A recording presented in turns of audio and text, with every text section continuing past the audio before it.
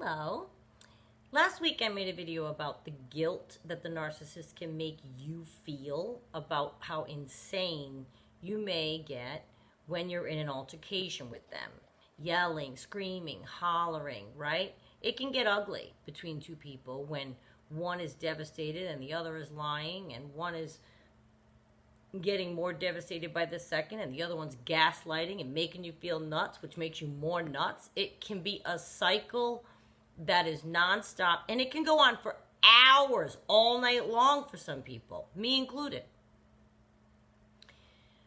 I'd love to develop or suggest strongly that we need a new way of dealing with these people and the anger and the rage that we feel towards them as we're finding out things. I knew somebody who, with the first betrayal of someone, she packed up his stuff. He found it in the garage. When he came home, she changed the locks. She was done. She was married to him.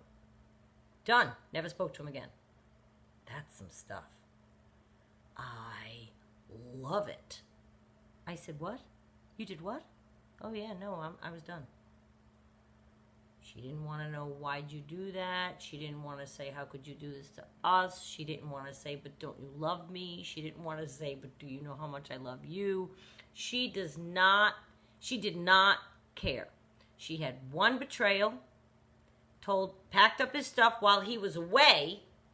She had figured out why he was away, and packed up his things, and he found them in the garage. I think that's beautiful. I can't get over. That's the best story I've ever heard. And I admire that, because that is some self-worth that she had to be feeling, and she wasn't messing around. Nope. You're out.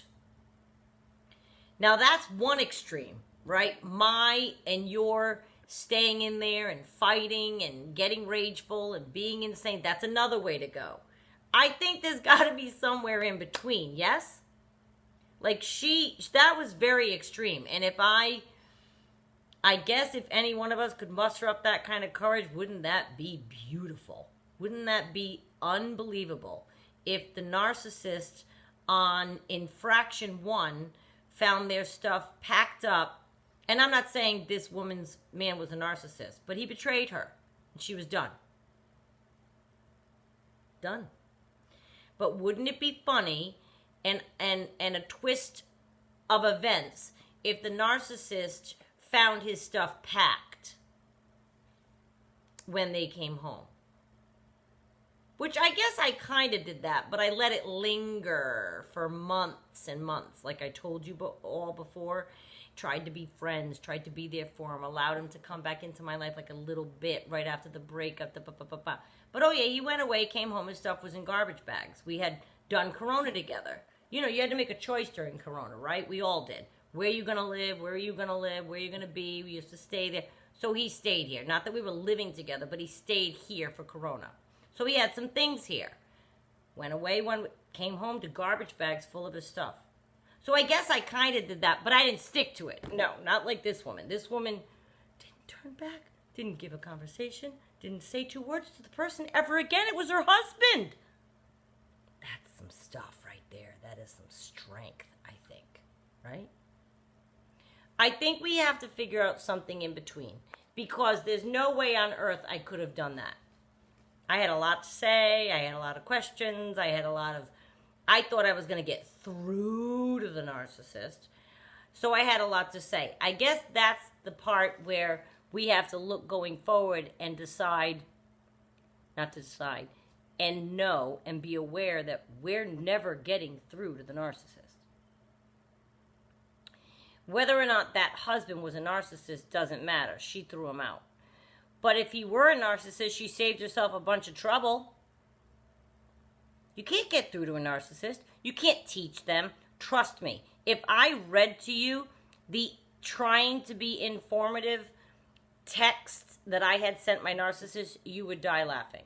I deleted every conversation from way back.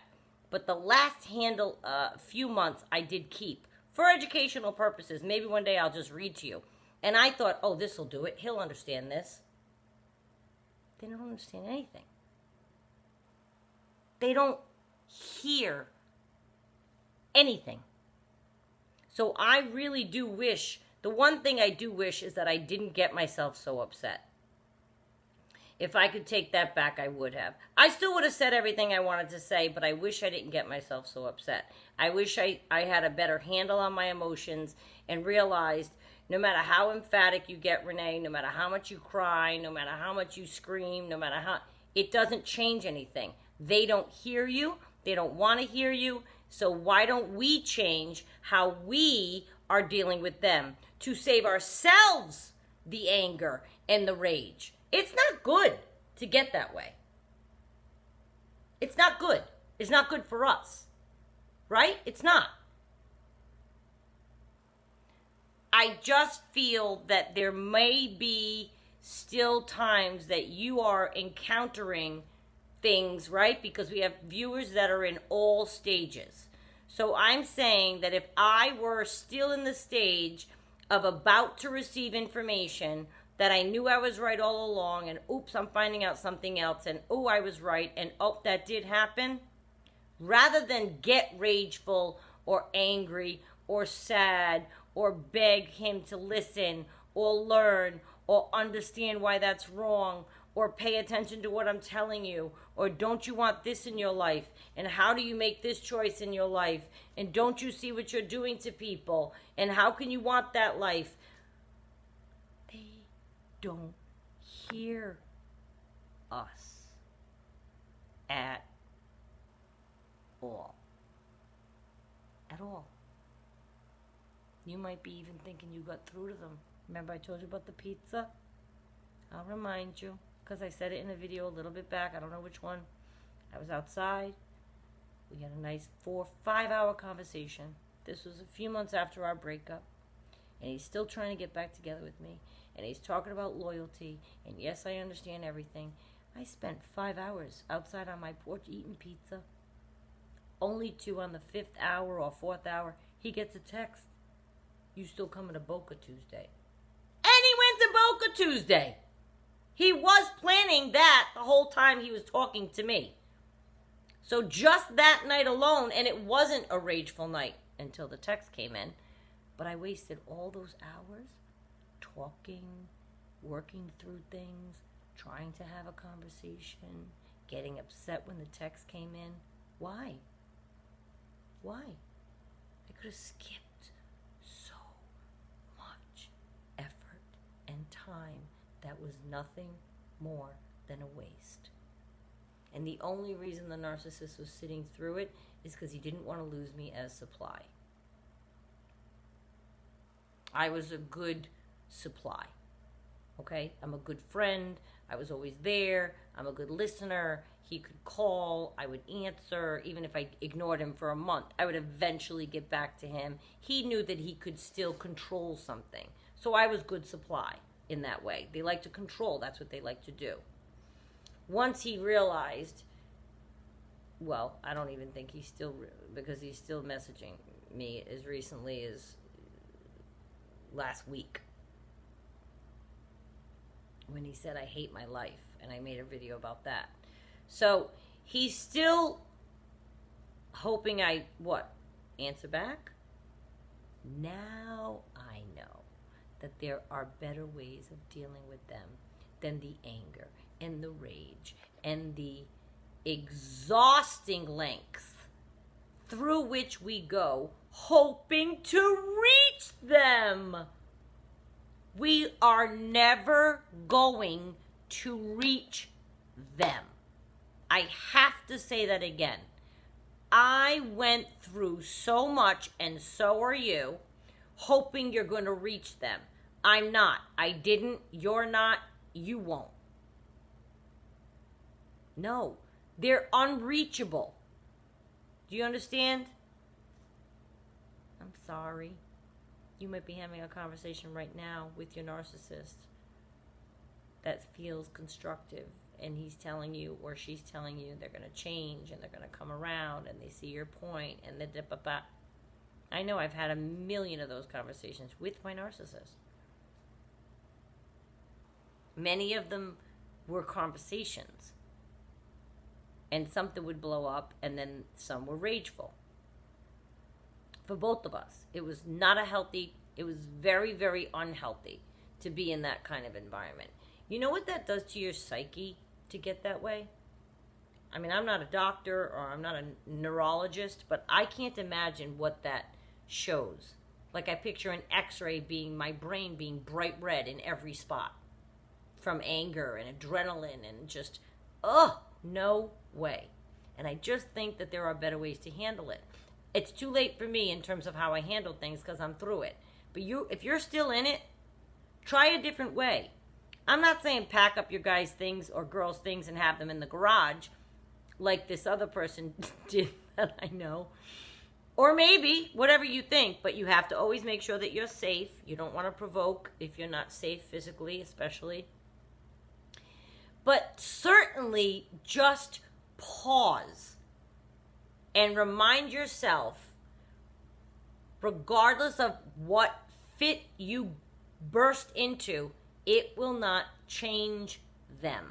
It will not make them hear you. It will not heed their behavior. It will not make them respectable people. It will not make them emotionally available. It will not do any of the things that we are trying to get them to be by being rageful to them for their actions. And then you say, what do you do then?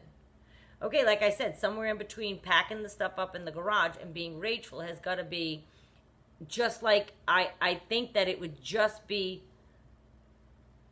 a succinct, it can be quiet, or you can yell the sentence, I'm not having this behavior, and then be done with the conversation. My point is, the round and round and round and round that we go doesn't have to happen. Save yourself the 5 hours. Save yourself the tears. Save yourself screaming so loud that you lose your voice. Save yourself from that. Why? We have to develop a new way of dealing with them. State your purpose, state your concern, state your opinion, and be done with it. No, I'm not discussing this with you.